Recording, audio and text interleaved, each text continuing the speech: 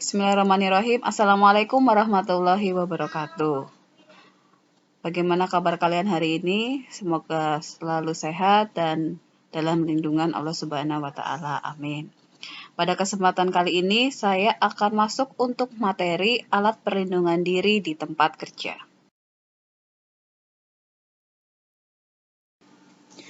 Alat perlindungan diri atau APD dibutuhkan oleh para pekerja untuk menjaga keselamatan dan kesehatan di lingkungan kerja yang penuh resiko atau bahaya. Umumnya di semua tempat kerja selalu terdapat sumber-sumber bahaya. Hampir tidak ada tempat kerja yang sama sekali bebas dari sumber bahaya. Sumber-sumber bahaya tersebut perlu dikendalikan untuk mencegah dan meminimalkan kecelakaan kerja dan penyakit akibat kerja atau PAK. Penggunaan alat pelindung diri sangat penting untuk mengisolasi sebagian atau seluruh tubuh dari potensi bahaya di tempat kerja. APD berguna untuk mengurangi resiko paparan atau kontak dengan bahaya. Bahaya tidak mungkin dihilangkan dengan menggunakan APD, tetapi resiko cedera dapat diminimalkan.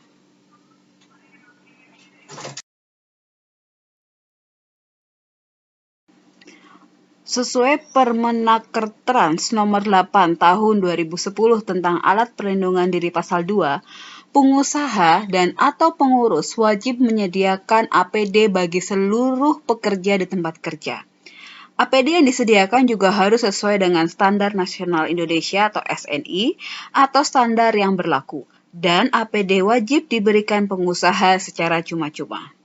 Pengusaha dan pekerja harus memahami jenis dan fungsi APD, kewajiban yang harus dilaksanakan terkait APD, manajemen APD, dan hal penting lainnya mengenai APD di tempat kerja. Berikut 4 poin penting mengenai penggunaan APD di tempat kerja sesuai dengan Permenaker Trans nomor 8 tahun 2010.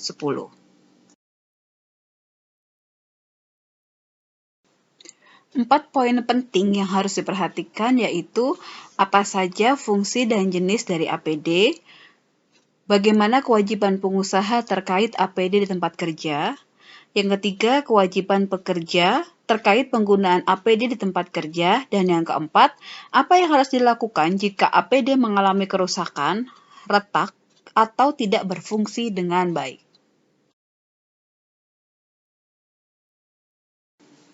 Alat perlindungan diri diklasifikasikan menjadi 9 jenis, yaitu ada alat pelindungan kepala, alat pelindung mata dan muka, alat pelindung telinga, alat pelindung pernafasan, alat pelindung tangan, alat pelindung kaki, pakaian pelindung, alat pelindung jatuh perorangan, dan yang terakhir, pelampung.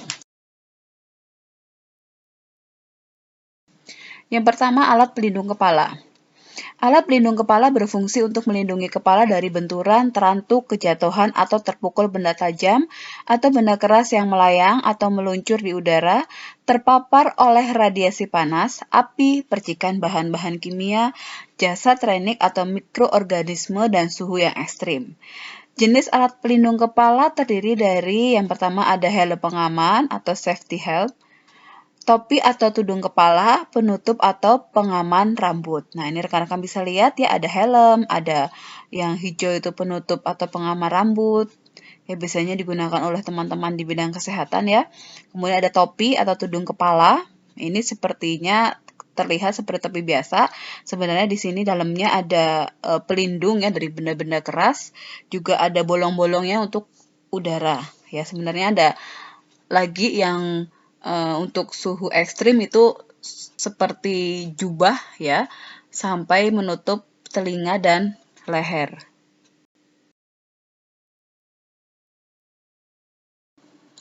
Nah, untuk penggunaan helm sendiri juga ada warna-warna yang harus kita perhatikan ya. Jadi tidak bisa kita sembarangan menggunakan helm. Yang pertama ada warna putih, biasanya dipakai oleh manajer, pengawas, insinyur, mandor. Kemudian ada warna biru, biasanya dipakai oleh site supervisor, electrical contractor, atau pengawas sementara. Kemudian ada warna kuning, biasanya dipakai oleh subkontraktor atau pekerja umum. Kemudian ada warna hijau, biasanya dipakai oleh pengawas lingkungan. Ada warna pink, yang biasanya dipakai oleh pekerja baru atau magang. Ada warna orange, biasanya dipakai oleh tamu perusahaan. Ada warna merah, biasanya dipakai oleh safety officer yang bertanggung jawab untuk memeriksa sistem keselamatan sudah terpasang atau dan berfungsi sesuai dengan standar yang ditetapkan. Jadi, rekan-rekan nanti apabila bekerja memang di industri yang harus menggunakan helm, harus memperhatikan warna-warna helm ini.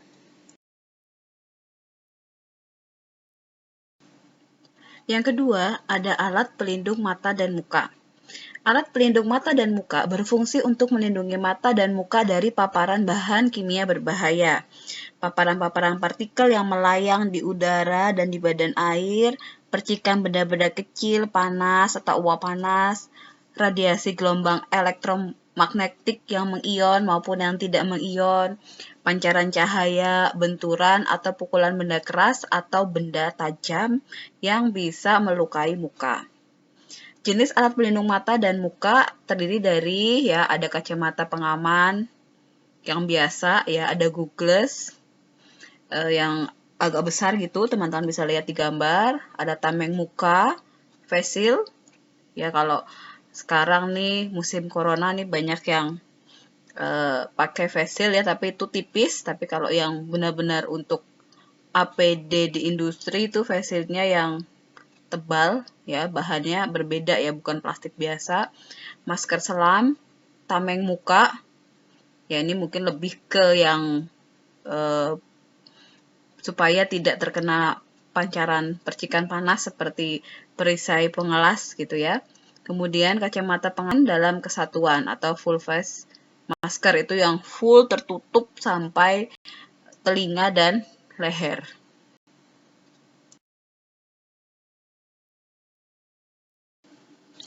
Alat pelindung yang berikutnya yaitu alat pelindung telinga. Alat pelindung telinga berfungsi untuk melindungi alat pendengaran terhadap kebisingan atau tekanan. Jenis alat pelindung telinga terdiri dari dua, yaitu sumbatan telinga atau earplug dan penutup telinga atau earmuff. Ya, rekan-rekan bisa melihat yang kuning ini kita sebut sebagai sumbat telinga atau earplug. Ya, yang merah ini ini kita sebut sebagai penutup telinga ya, karena dia lebar menutupi telinga.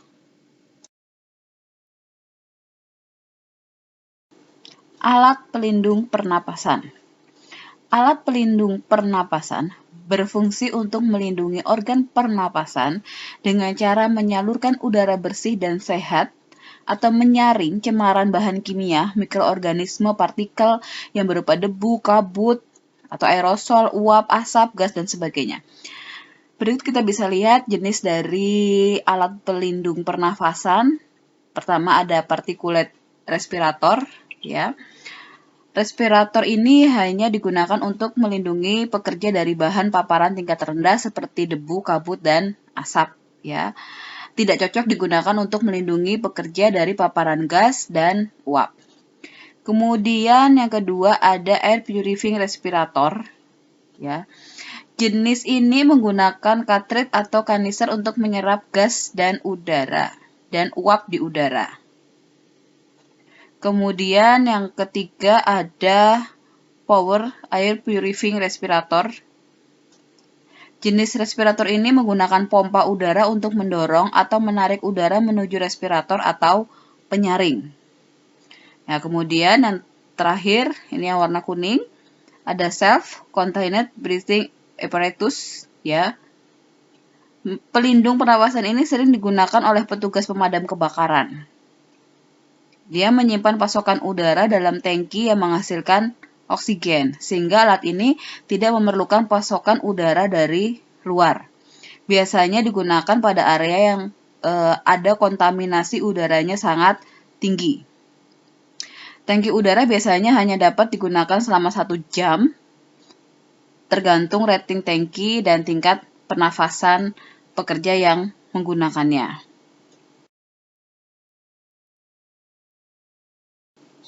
Selanjutnya E ada pelindung tangan. Pelindung tangan atau sarung tangan berfungsi untuk melindungi tangan dan jari-jari tangan dari pajanan api, suhu panas, suhu dingin, radiasi elektromagnetik, arus listrik, bahan kimia, benturan, pukulan, dan tergores, terinfeksi zat patogen seperti virus dan bakteri, dan jasa trenik. Jenis pelindung tangan terdiri dari sarung tangan yang terbuat dari logam, kulit, kain kanvas, kain atau kain dengan pelapis, karet, dan sarung tangan yang tahan bahan kimia. Jadi kita gunakannya nanti menyesuaikan dari jenis pekerjaan yang kita lakukan. Berikutnya F, alat pelindung kaki.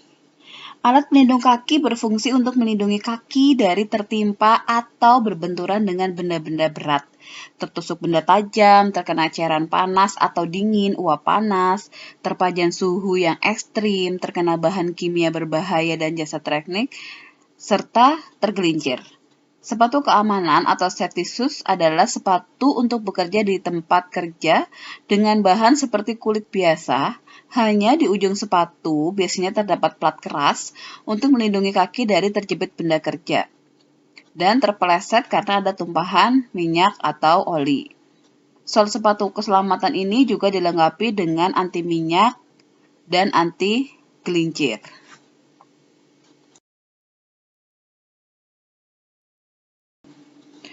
Berikutnya G, pakaian pelindung.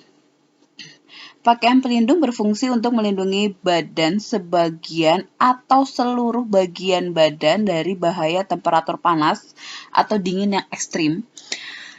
Melindungi dari pajanan api dan benda-benda panas, percikan bahan-bahan kimia, cairan dan logam panas, uap panas, benturan dengan mesin, peralatan dan bahan tergores, radiasi dengan binatang buas ya, mikroorganisme, patogen dari manusia, binatang, tumbuhan, dan lingkungan seperti virus, bakteri, dan jamur.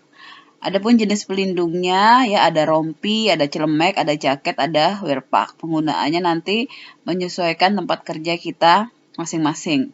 Yang kalau di kesehatan ya yang sering teman-teman lihat sekarang itu baju hazmat, yaitu merupakan pakaian pelindung diri kita petugas kesehatan ya untuk melindungi dari pajaran virus COVID-19 ya. Tapi kalau teman-teman di tempat kerja biasanya menggunakan wearpack.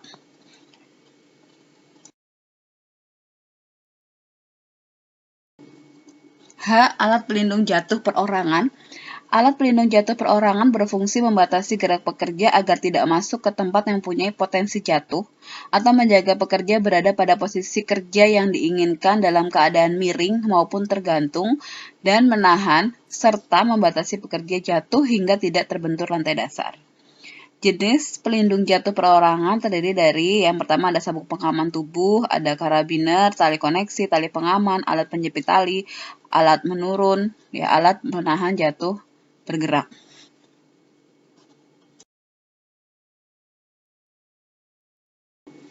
Kemudian klasifikasi yang terakhir untuk APD ada pelampung. Pelampung berfungsi melindungi pengguna yang bekerja di atas air atau di permukaan air agar terhindar dari bahaya tenggelam dan atau mengatur keterapungan pengguna agar dapat berada pada posisi tenggelam atau melayang di dalam air. Jenis pelampung terdiri dari ada jaket keselamatan, ada rompi keselamatan, ada rompi pengatur keterapungan.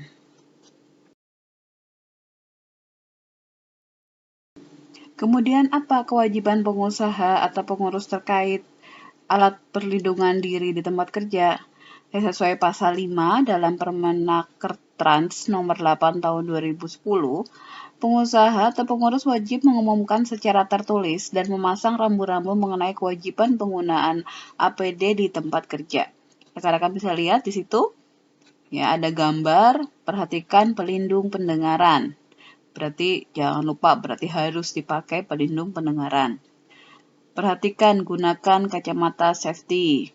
Perhatikan gunakan respirator. Perhatikan gunakan sarung tangan. Pengusaha atau pengurus harus memasang rambu-rambu ini dan kita sebagai pekerja juga harus memperhatikan tertib ya untuk menggunakan APD apabila melihat rambu-rambu tersebut. Sementara sesuai pasal 7, pengusaha wajib melaksanakan manajemen APD di tempat kerja, di mana manajemen APD tersebut meliputi identifikasi kebutuhan dan syarat APD, pemilihan APD yang sesuai dengan jenis bahaya dan kebutuhan kenyamanan pekerja, pelatihan, kemudian penggunaan perawatan dan penyimpanan APD-nya, penata laksanaan pembuangan atau pemusnahan, ya ada beberapa APD yang memang setelah digunakan harus dibuang, ya seperti pakaian hazmat itu kan sudah terkontaminasi virus, sudah nempel di badan, itu ada penata laksanaan pemusnahannya, tidak bisa kita buang sembarangan di tempat sampah. Jadi ada tempat tersendiri untuk memusnahkan barang-barang tersebut. Kemudian ada pembinaan, ya bagaimana penggunaan APD-nya. Kemudian inspeksi itu melihat apakah karyawannya, pekerjaannya menggunakan APD dengan benar. Kemudian evaluasi secara berkala mengenai ketertiban pekerja menggunakan APD dan pelaporan.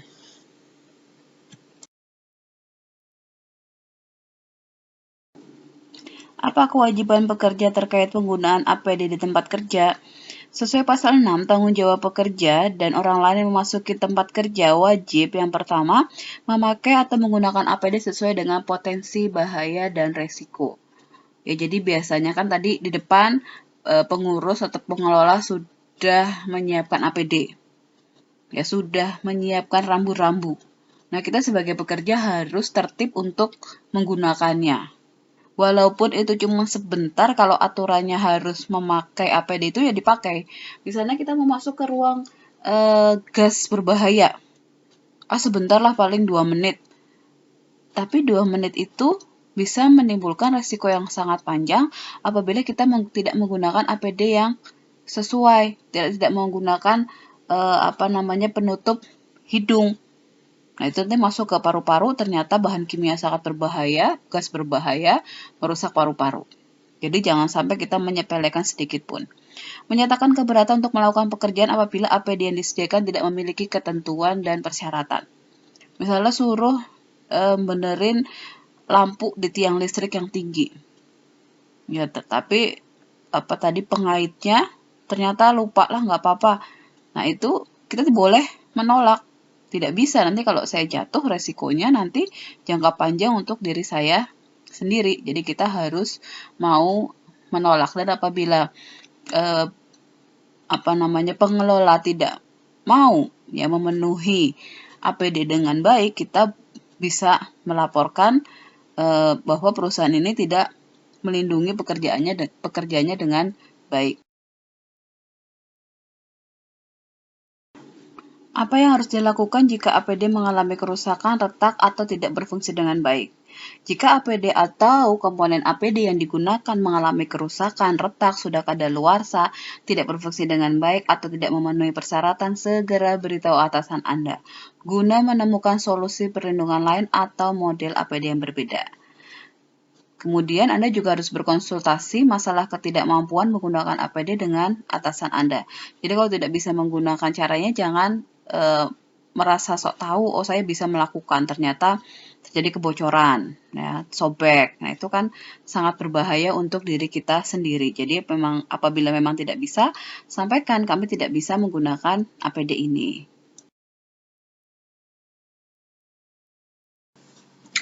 Pasal 8 dalam Permenaker Trans juga menyebutkan bahwa pertama, APD yang rusak, retak, atau tidak dapat berfungsi dengan baik harus dibuang dan atau dimusnahkan. Jadi tidak boleh disimpan, tidak boleh dieman-eman, harus dimusnahkan. APD yang habis masa pakainya atau kadaluarsa serta mengandung bahan berbahaya harus dimusnahkan sesuai dengan peraturan perundang-undangan. Ya, tadi seperti saya sampaikan tadi, ya ketika itu bahan berbahaya, kimia berbahaya, ya atau terpapar virus, tidak bisa sembarangan kita buang ke tempat sampah. Ada tempat tersendiri untuk menghancurkannya. Tidak boleh dibuang begitu saja ke sungai, ya nanti akan mencemari air. Bahkan apabila harus dibuat bahan itu bahan kimia, tidak boleh bercampur dengan pembuangan limbah rumah tangga, harus terpisah tersendiri. Kemudian yang ketiga, pemusnahan APD yang mengandung bahan berbahaya harus dilengkapi dengan berita acara pemusnahan. Jadi harus ada catatannya, berita acara telah dihancurkan baju hazmat ya atau wear pack yang sudah terkontaminasi dengan bahan kimia sebanyak 3 buah ya dilakukan di mana. Nah, itu harus ada berita acaranya. Jadi tahu oh iya kemarin itu sudah dimusnahkan di sini gitu. Jadi orang tidak bingung dan tidak takut jangan-jangan yang baju kemarin tercampur dengan baju yang baru sehingga nanti kita akan terpapar bahan kimia tersebut atau virus tersebut. Nah, jadi harus ada berita acaranya. Semua harus tercatat dengan baik. Baik, sekian materi yang dapat saya sampaikan pada hari ini. Semoga bisa difahami oleh rekan-rekan semuanya dan dapat diterapkan nanti di tempat kerja. Wassalamualaikum warahmatullahi wabarakatuh.